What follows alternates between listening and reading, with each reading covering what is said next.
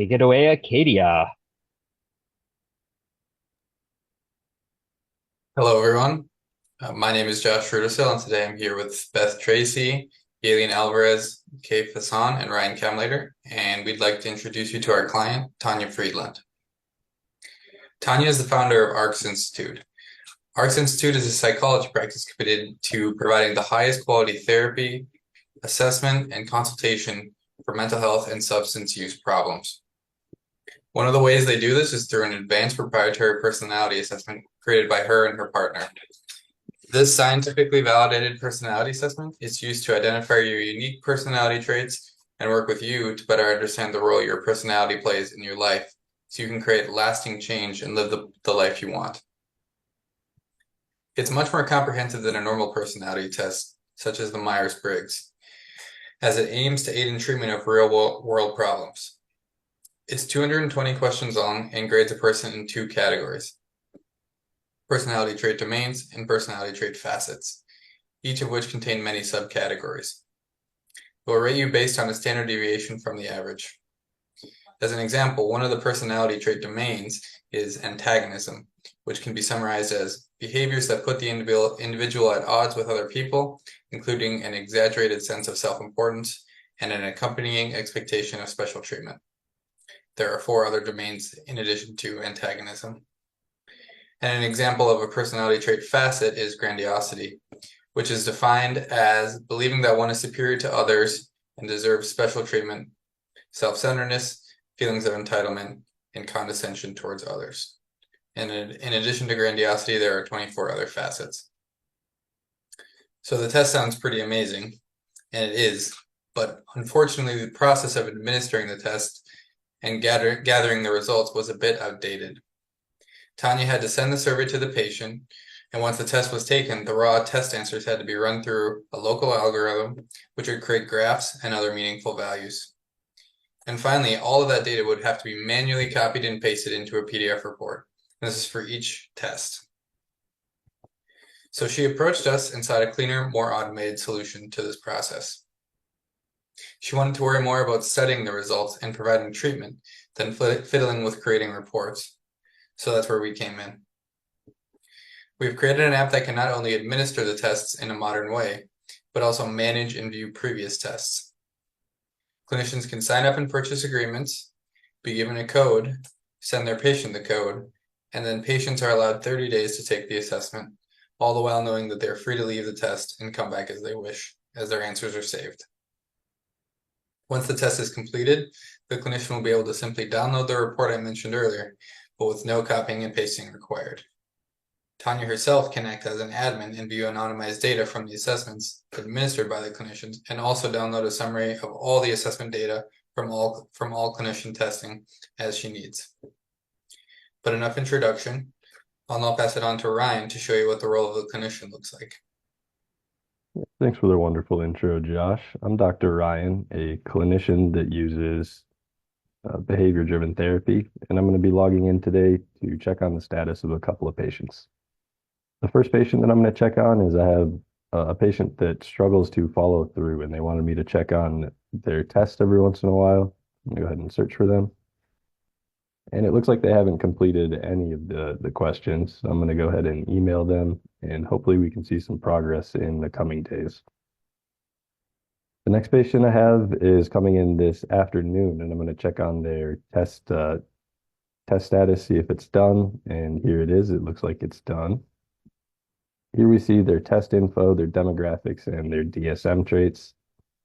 DSM traits are past or suspected diagnoses of the patient, and this highlighted one is the primary DSM. So since this patient is coming in this afternoon, I'm going to go ahead and download the PDF and put their name in there. And here we see that the test has been analyzed and visualized through graphs to make it easier to go over. So I'm going to go ahead and print this out, and we can review it at the appointment later this afternoon.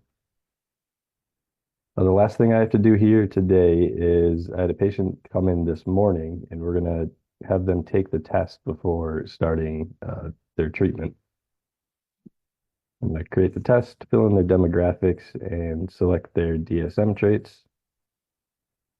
And I know that I need these three here. Select all of them. And this one's the primary. I'll go ahead and create the test. And I've already read these terms and conditions, so I'm just going to go ahead and agree and create test. Now I can go to this test link and copy and paste it to send it over to Kate, who will be playing the role of the patient today.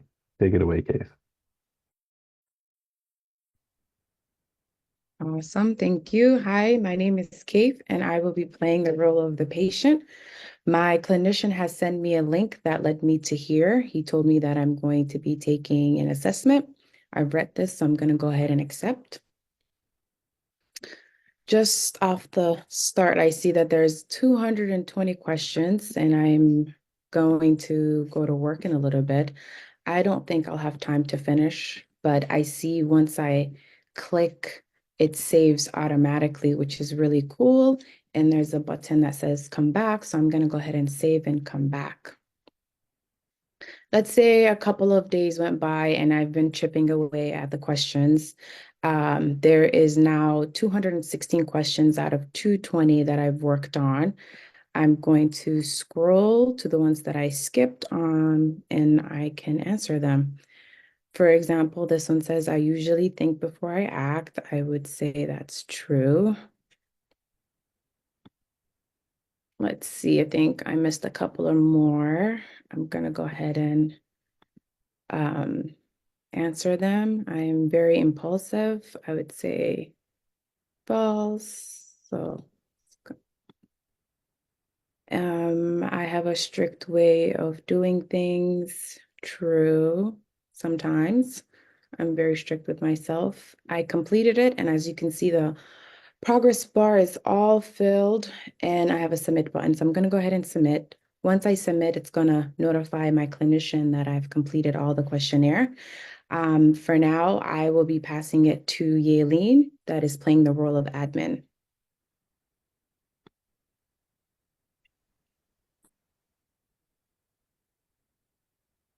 Hello, everyone.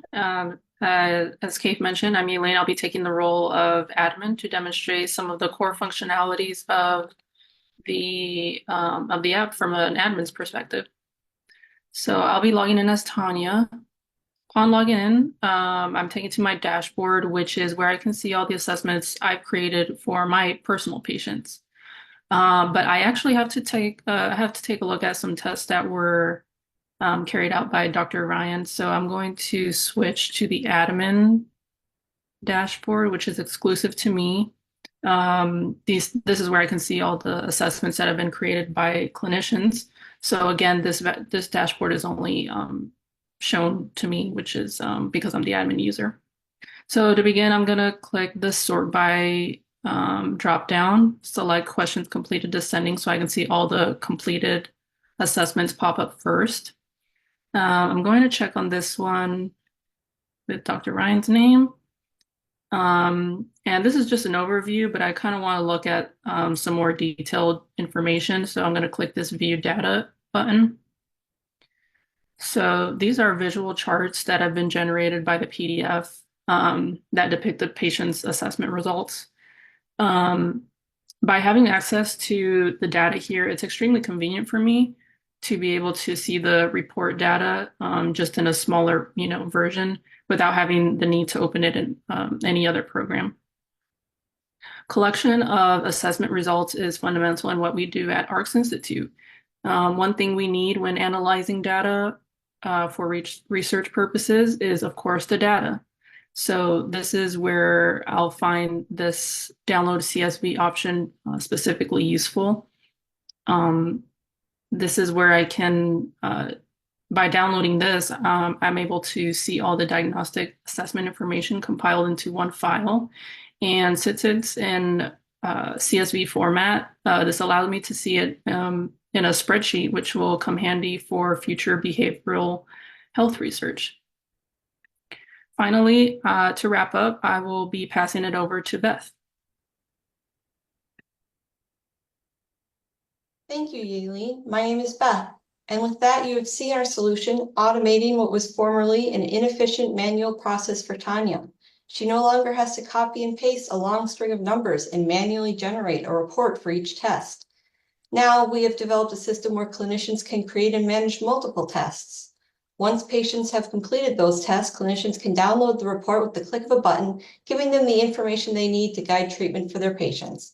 Tanya also has access to data she can use for future research. Altogether, our solution allows Tanya and other clinicians to spend less time on the mechanics of the reports and more time using the results to help patients live their best lives. As we wrap up here, I'd like to say thanks to everyone at Prime for all their support and guidance, especially our instructor, Andrew. Thank you to our client, Tanya, for giving us a chance to work on such an interesting project. As we've made this project a reality, we've made her life easier, and clinicians and patients will see benefits as well. Once again, we are Beth Tracy, Josh Rudisill, Kaif Hassan, Ryan Kamleiter, and Yaelin Alvarez. Please feel free to connect with us on LinkedIn. Thank you for your time and attention, and have a wonderful day. Thank you, everyone. Please join me in giving these folks a round of applause. This is amazing software that's going to yada, yada, yada, yada. We'll edit it out. All right. Awesome job, everyone.